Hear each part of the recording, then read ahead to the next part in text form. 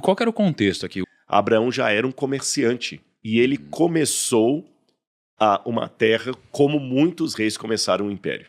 Cara, olha só. Não, aqui, Rodrigo, assim, tem um grandiosíssimo aprendizado sobre negócios, sobre gestão e possivelmente até sobre casamento, não é? Porque, olha que interessante, qual que é a motivação de quem busca esse monopólio que a gente falou? A motivação geralmente é essa daqui, ó. Assim nosso nome será famoso e não seremos separados pela face da terra. Então, primeiro de tudo, nosso nome será famoso, é essa glória individual, é o reconhecimento individual, não é? Não compartilhado. E a segunda motivação, geralmente a gente quer construir uma torre que alcance os céus. Ou seja, a gente quer fazer o papel de Deus, a gente quer ocupar o lugar de Deus, né? E você está falando de Babel, né? Que, de alguma forma, também acaba representando aqui a Babilônia, né? Que tem um sentido de... O Nabucodonosor, aqui Abraão nós estamos colocando por volta de 2000 a.C., Babel 2200 a.C., 2300. Nabucodonosor vai ser 600 a.C. Nabucodonosor, então contei 1400 anos depois, ele vai construir no coração da Babilônia um templo chamado Entemenac, que ele queria que fosse a restauração da antiga Torre de Babel. Isso. E por isso que na Bíblia a Babilônia vai se tornar também símbolo do mal. E tem mais um detalhe aqui também, dessa questão de querer o desafio de Deus, porque tem alguns desses tabletes que contam dessas torres, eles tinham um motivo também para construir a torre, além de celebrar o nome. O que tinha acontecido na Bíblia antes da torre? O dilúvio. O dilúvio. Então essa questão, faremos uma torre que atinja o céu, por quê? Não é que quem subisse ao topo da torre, se tivesse uma inundação, ia ficar bem, não. É porque eles acreditavam que a torre funcionava como se fosse uma antena para falar com os deuses. O sacerdote subiria até o topo e o Deus o avisaria de tudo. Informação privilegiada. É como se você tivesse um guru que chegasse para você e falasse assim, olha, investe agora em dólar, porque o dólar vai ter uma alta, ele vai ter uma queda nos 2 próximos dias e depois de manhã vai ter uma alta. É lógico que isso é ilegal, mas vocês sabem que existe. A pessoa que às vezes vaza uma informação privilegiada, ele sabe que uma grande companhia vai quebrar, as ações dela vão cair, depois vai lá. Eles pensavam assim, a gente vai ter informação privilegiada. O Deus vai avisar do dilúvio antes dele aconteça, a gente não precisa mais de Noé. Sim. Entendeu? Então tinha toda essa arrogância até contra os juízos, contra as coisas da vida. Cara, e olha só, e aí você, assim, para mim é um primeiro super aprendizado que diz o seguinte, qual que é a consequência então dessa motivação? A gente precisa entender isso. Se a minha motivação eu quero a glória pela glória, e eu quero ocupar o lugar de Deus, ou seja, eu estou querendo os meus planos, e eles são contra os planos de Deus, qual que é a consequência disso? O Senhor desceu para ver a cidade, a torre que os homens estavam construindo, e disse o Senhor, eles são um só povo e falam uma só língua. E começaram a construir isso. Em breve nada poderá impedir o que planejam fazer. Venham, desçamos e confundamos a língua que falam, para que não entendam mais uns aos outros. Isso daqui é sensacional. Ou seja, metaforicamente falando, eles, por falarem a mesma língua, eles conseguiriam conquistar qualquer coisa. A comunicação era clara, era alinhada, todo mundo se entendia. E Deus olhou para isso e falou, meu Deus, daqui a pouco não vai ter nada que eu possa fazer.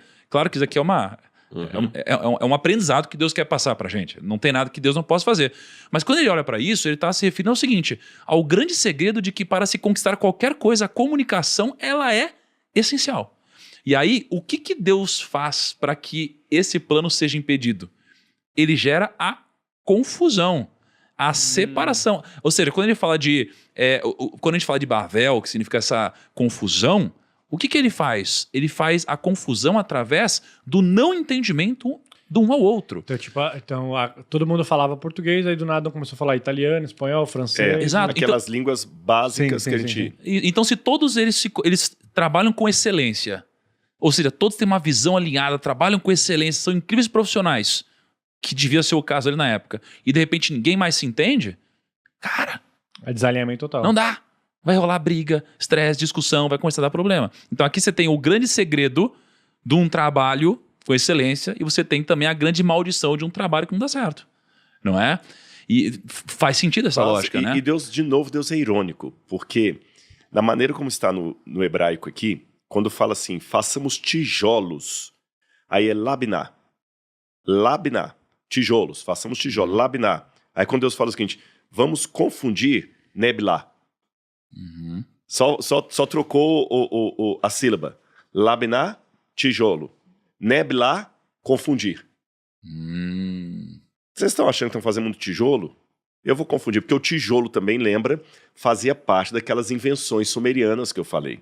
Uhum. A questão de fazer o tijolo também, lembra da cerâmica que eu falei? Fazia parte. E hoje a gente nota isso no mundo corporativo. Você nota que quando a pessoa cresce... Aliás, eu tiro 2 lições aqui já de cara. O problema aqui não é ter sucesso ou não ter sucesso. Deus não condenou os líderes de Babel, ou Bavel, porque eles tinham sucesso. É pela intenção deles com o sucesso. Porque se Deus estivesse condenando o sucesso pelo sucesso, ele não teria abençoado Abraão. Perfeito. Teria feito Abraão um pobre franciscano. Abraão teve sucesso. Então, o problema não é ter sucesso. Sim. O problema é a sua motivação para o sucesso. Por que eu quero ser rico? Por que eu quero ter negócios? Por que eu quero empreender? É para minha glória própria? Para que o meu nome seja celebrado? Ou para que outras pessoas possam ser abençoadas? Que Deus falou com Abraão, em ti serão benditos todos os povos da terra.